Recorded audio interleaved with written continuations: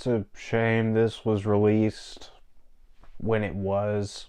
Blue Beetle is a brand new 2023 comic book film directed by Angel Manuel Soto, starring Jolo Maridueña and George Lopez.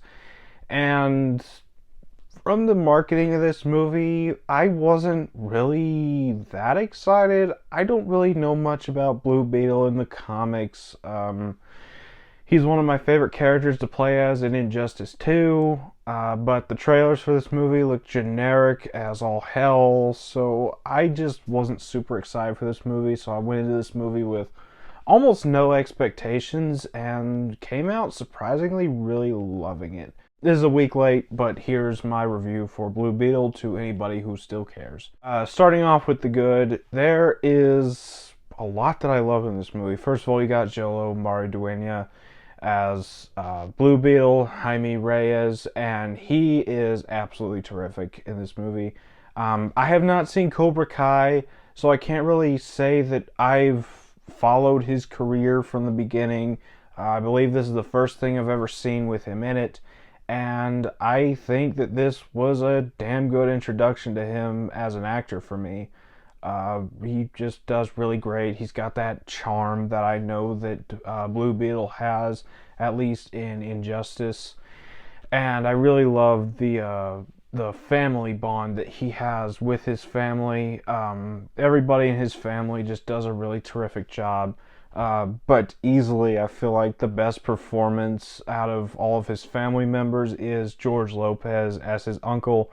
And George Lopez is just one of those guys who, when he's on screen, he's just hilarious, and this is no exception. He's easily the comic relief of the movie, but he also adds a lot of heart to the movie along with the rest of the Reyes family, and I just really love George Lopez in this movie, as well as Jolo Maridueña. I really love the whole quest that they go on together, their banter. It's just really, really great. And I love the fact that the entire Reyes family actually gets something to do. None of them are sidelined. They all have an important piece of the puzzle within the movie. Everybody gets their moment to shine, and it really adds to the family aspect and the heart at the center of this movie. And I just really love the way they worked on it. And also, the Blue Beetle suit is flawless here. I love the way it looks. I love the use of practical and CGI, the way they mix it with this suit. It just really works for me. And I really love the action sequences. They were all pretty thrilling, specifically the third act. Really great third act.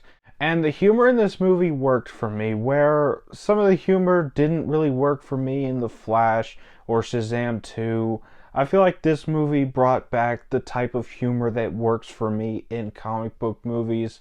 I found myself laughing quite a few times and just having a lot of fun here. And you get a really great score, great editing that adds to how great this movie is. And the soundtrack is also pretty great as well. And I also really love the celebration of Hispanic culture in this movie. And that's about all for the good. On to the bad. And there's one specific thing I'm not a fan of, and that's the villains in this movie.